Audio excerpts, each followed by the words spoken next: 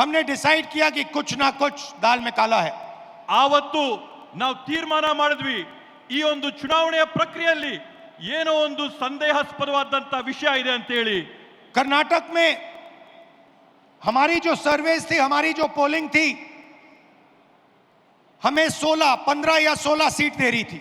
ನಮಗೆ ಕರ್ನಾಟಕ ರಾಜ್ಯದಲ್ಲಿ ಲೋಕಸಭೆಯ ಚುನಾವಣೆಯ ಸಂದರ್ಭದಲ್ಲಿ ನಾವು ನಡೆಸಿದಂತ ಆಂತರಿಕವಾದಂತ ಸಮೀಕ್ಷೆಯಲ್ಲಿ ಖಚಿತವಾಗಿ ನಮಗೆ 15 ರಿಂದ 16 सीट ಬಂದೇ ಬರುತ್ತೆ ಅಂತ ವಿಶ್ವಾಸ ನಮಗಿತ್ತು. हमारी पोलिंग के मुताबिक 16 सीटों में हम आगे थे, हमें जीतना था। ನಮ್ಮ ಒಂದು ಆಂತರಿಕ ಸಮೀಕ್ಷೆ ಸ್ಪಷ್ಟವಾಗಿ ನಮ್ಗೆ ಹೇಳ್ತು, ಕರ್ನಾಟಕ ರಾಜ್ಯದಲ್ಲಿ 16 ಲೋಕಸಭೆ ಸೀಟ್ಗಳನ್ನ ನಾವು ಗೆಲ್ಲೇಬೇಕಂತೇಳಿ. और हम जीते 9 में। ಆದ್ರೆ ನಮಗೆ ಫಲಿತಾಂಶ ಸಿಕ್ಕಿದಾಗ 9 ಗೆಲುವಾಗಿದ್ದು. तो हमने सवाल पूछने शुरू किए। ಆಗ ನಾವು ಪ್ರಶ್ನೆ ಮಾಡಕ್ಕೆ ಪ್ರಾರಂಭ ಮಾಡಿದ್ವಿ. क्या सचमुच हम ये सीटें हारे थे? ನಾವು ಎಲ್ಲ ಈ ರೀತಿಯಾದಂತ ಚುನಾವಣೆಗಳು ಈ ಕಾರಣದಿಂದಾನೇ ನಾವು ಸೋತಿದ್ದ. चुनाव आयोग से हम वोटर लिस्ट मांगते थे, electronic soft copy voter list की मांगते थे, वो मना कर देते। ನಾವು ಚುನಾವಣೆ ಆಯೋಗದಲ್ಲಿ ಮನವಿ ಮಾಡ್ತಾ ಇದ್ವಿ, ನಮಗೆ ಡಿಜಿಟಲ್ ಕಾಪಿ ಕೊಡ್ರಿ ನಮ್ಮ ಮತದಾರರ ಪಟ್ಟಿ ಅಂತ ಹೇಳಿ ಮನವಿ ಮಾಡಿದಂತ ಸಂದರ್ಭದಲ್ಲಿ ಯಾವಾಗಲೂ ಕೂಡ ಚುನಾವಣೆ ಆಯೋಗ ಆ ಮನವಿನ ನಿರಾಕಾರ ಮಾಡ್ತಾ ಇತ್ತು. वीडियोग्राफी मांगी, उन्होंने नहीं दी और फिर कानून बदल दिया। ಅಂಕಿಯ ಮತದಾರರ ಪಟ್ಟಿನ ನಾವು ಮನವಿ ಮಾಡಿದ್ರೆ ಅದನ್ನ ನಿರಾಕಾರ ಮಾಡಿ ಅದನ್ನ ಬದಲಾಯಿಸಿಬಿಟ್ಟಿದ್ದಾರೆ. और फिर कहा कि 45 दिन के अंदर 45 दिन के बाद वीडियोग्राफी को रद्द खत्म कर देना चाहिए, डिस्ट्रॉय कर देना चाहिए। ಅದ್ರ ಜೊತೆಗೆ ಹೊಸ ಆದೇಶನ ಓಡಿಸಿ ಚುನಾವಣಾ ಮತಗಟ್ಟೆಗಳಲ್ಲಿ ರೆಕಾರ್ಡಿಂಗ್ ಆದಂತ ವಿಡಿಯೋನ 45 ದಿನದ ಒಳಗಡೆ ಹಳಸಂತ ಕುತಂತ್ರನ ಮಾಡಿದ್ದಾರೆ. तो एक लोकसभा में हमने अपनी एनालिसिस शुरू की।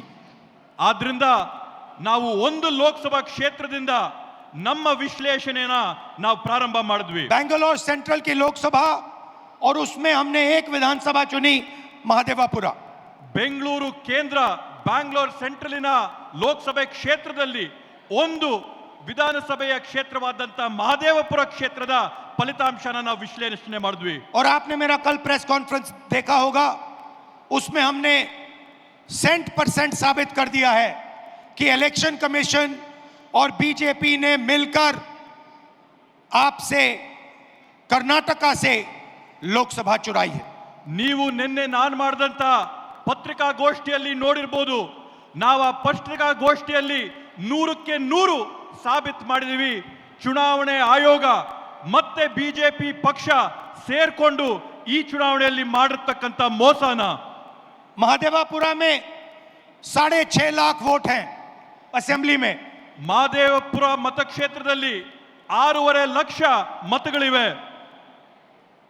और उसमें से 1,250,000 वोट चोरी किए गए हैं। ಅದರಲ್ಲಿ 1,250,000 ಮತಗಳನ್ನ ಇವತ್ತು ಮತಗಳ್ಳತನ ಆಗಿದೆ ಅಂತ ಹೇಳಿ ಘಂಟಾಘೋಷವಾಗಿ ಹೇಳ್ತೀನಿ. मतलब 6 में से 1 वोट इन्होंने चोरी किया है।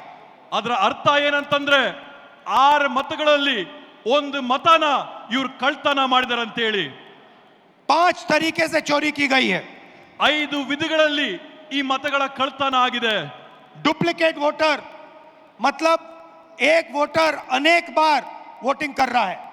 ದ್ವಿಪ್ರತಿಯ ಮತದಾರರ ಏನು ಪಟ್ಟಿ ಇರ್ತದೆ, ಅದರಲ್ಲಿ ಒಬ್ಬ ಮತದಾರ ಹಲವಾರು ಬಾರಿ ಅವರ ಹೆಸರುಗಳು ಮತಪಟ್ಟಿಯಲ್ಲಿ चार अलग ಬರ್ತಕ್ಕಂಥದ್ದು. अलग पोलिंग बूथ में वोट डाल रहा है, 5-6 अलग पोलिंग बूथ में वोट डाल रहा है। 4-5 ಮತಗಟ್ಟೆಗಳಲ್ಲಿ ಅವನು ಹೋಗಿ ಮತದಾನ ಮಾಡಿ ಬರ್ತಾ ಇದ್ದಾನೆ. ऐसे तकरीबन 12,000 वोटर हैं। ಈ ರೀತಿಯಾದಂಥದ್ದು ಸರಿಸಮಾನವಾಗಿ 12,000 ಮತಗಳು ಇವತ್ತು ನಾವು ಕಂಡಿದ್ದೇವೆ. फेक एंड इनवैलिड एड्रेस, मतलब इनका पता नहीं है या फिर 0 नंबर एड्रेस है। ನಕಲಿ ಆದಂತ ವಿಳಾಸಗಳಲ್ಲಿ ಅವರ ವಿಳಾಸ ಸಿಗದೇ ಇದ್ದಂತವರು ಈ ಪಟ್ಟಿಗಳಲ್ಲಿದ್ದಾರೆ. तकरीबन 40,000 ऐसे वोट हैं। ಹತ್ತತ್ರ 40,000 ಈ ರೀತಿಯಾಗಿ ವಿಳಾಸ ಸಿಗದೇ ಇದ್ದಂತ ಮತದಾರರು ನಾವು ಗುರುತಿಸಿದ್ದೇವೆ. बल्क वोटर एक एड्रेस में, ಒಂದೇ ವಿಳಾಸದಲ್ಲಿ ದೊಡ್ಡ ಸಂಖ್ಯೆಯಲ್ಲಿ ಮತದಾರರ ನೋಂದಣಿಯಾಗಿರ್ತಕ್ಕಂಥದ್ದನ್ನ ನಾವು ಗುರುತಿಡಿದಿದ್ದೇವೆ. एक बेडरूम का घर है और उसमें 40-50 लोग रहते हैं. ಒಂದೇ ಒಂದು ಕೊಠಡಿಯ ಮನೆ ಇದೆ. ಆ ಒಂದು ಕೊಠಡಿಯ ಮನೆಯಲ್ಲಿ 40, 50, 80 ಜನ ವಾಸ ಇದ್ದಾರೆ. और जब उनको वहां हम ढूंढने जाते हैं वहां पे कोई नहीं है. ಅಲ್ಲಿ ನಾವು ನಮ್ಮ ಜನನ ಕಳಿಸಿದಂತ ಸಂದರ್ಭದಲ್ಲಿ, ಅಲ್ಲಿ ನಾವು ಪರೀಕ್ಷೆ ಮಾಡಿದಂತ ಸಂದರ್ಭದಲ್ಲಿ ಅಲ್ಲಿ ನಮ್ಗೆ ಯಾರು ಕೂಡ ಸಿಗ್ಲಿಲ್ಲ. और घर का मालिक बीजेपी का लीडर. ಅಲ್ಲಿ ಯಾರಿದ್ದಾರೆ ಅಂತಂದ್ರೆ ಅಲ್ಲಿರ್ತಕ್ಕಂಥದ್ದು ಬಿಜೆಪಿ ಪಕ್ಷದ ಒಬ್ಬ ನಾಯಕ. इनवैलिड फोटोज 4000 वोट्स जिसमें फोटो है ही नहीं या इतनी छोटी फोटो है कि दिखाई नहीं देती. ಕೆಲವೊಂದು ಮತದಾರರ ಗುರುತಿನ ಚೀಟಿಯಲ್ಲಿ ಮತದಾರರ ಭಾವಚಿತ್ರನೇ ಸಿಕ್ಕಲ್ಲ. 4000 ಈ ರೀತಿಯಾದಂತ ಪ್ರಕರಣಗಳನ್ನ ನಾವು ನೋಡಿದ್ದೇವೆ. और 34,000 तकरीबन 34,000 वोट जहां फॉर्म 6 को मिसयूज किया गया है. ಮತ್ತೆ ಅದ್ರ ಜೊತೆಗೆ ವಿಶೇಷವಾಗಿ ಸುಮಾರು 32,000 ಪ್ರಕರಣಗಳಲ್ಲಿ ಮತದಾರರ ಪಟ್ಟಿಯಲ್ಲಿ ನಮೂನೆ 6ರಲ್ಲಿ ಏನು ನೂತನವಾಗಿ ಮತನ ಹಾಕೋಬೇಕೋ ಅದರಲ್ಲಿ ನಾವು ಅವ್ಯವಹಾರ ಕಂಡಿದ್ದೇವೆ. फॉर्म 6 फर्स्ट टाइम वोटर्स के लिए होती है. ನಮೂನೆ 6 ಏನಿರುತ್ತೆ ಚುನಾವಣೆಯ ಪ್ರಕ್ರಿಯೆಯಲ್ಲಿ ಅದು ನೂತನವಾಗಿ ಮತದಾನ ಮಾಡೋರ್ಗೋಸ್ಕರ ಮೀಸಲು ಮಾಡಿರ್ತಕ್ಕಂಥ ನಮೂನೆ. 34,000 ऐसे लोग हैं जिनकी आयु किसी की 90 साल, किसी की 80, 81, 82. 34,000 ಈ ರೀತಿಯಾದಂತ ಜನ ಇದ್ದಾರೆ. ಯಾರ ವಯಸ್ಸು 95 ವರ್ಷ ಆಗಿದೆ, 90 ವರ್ಷ ಆಗಿದೆ, 85 ವರ್ಷ ಆಗಿದೆ.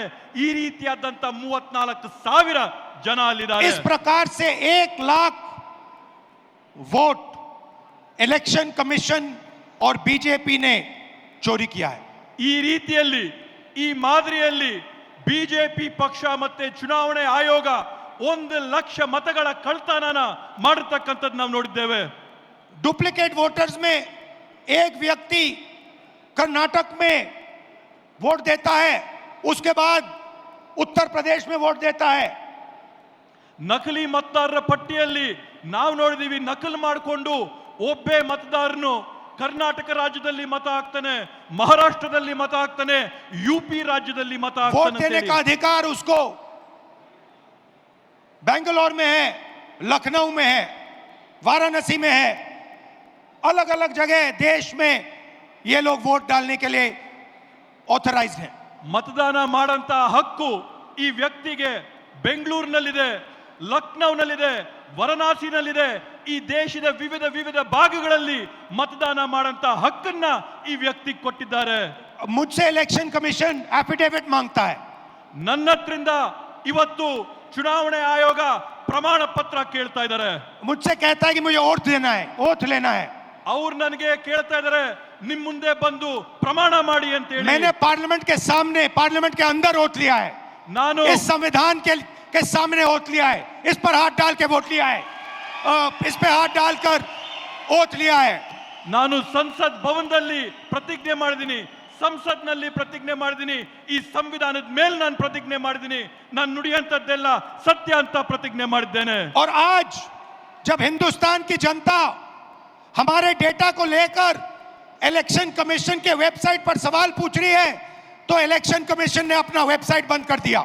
ಇವತ್ತು ನಮ್ಮ ದೇಶದ ಪ್ರಜೆಗಳು ನಮ್ಮ ಒಂದು ಪತ್ರಿಕಾಗೋಷ್ಠಿ ನೋಡಿದ ನಂತರ ಚುನಾವಣೆ ಆಯೋಗದ ವೆಬ್ಸೈಟ್ ಅಲ್ಲಿ ಪ್ರಶ್ನೆ ಮಾಡಕ್ಕೆ ಪ್ರಯತ್ನ ಮಾಡಿದ್ರೆ ಚುನಾವಣೆ ಆಯೋಗದ ವೆಬ್ಸೈಟ್ मध्य प्रदेश, राजस्थान, बिहार के वेबसाइट बंद कर दिए हैं.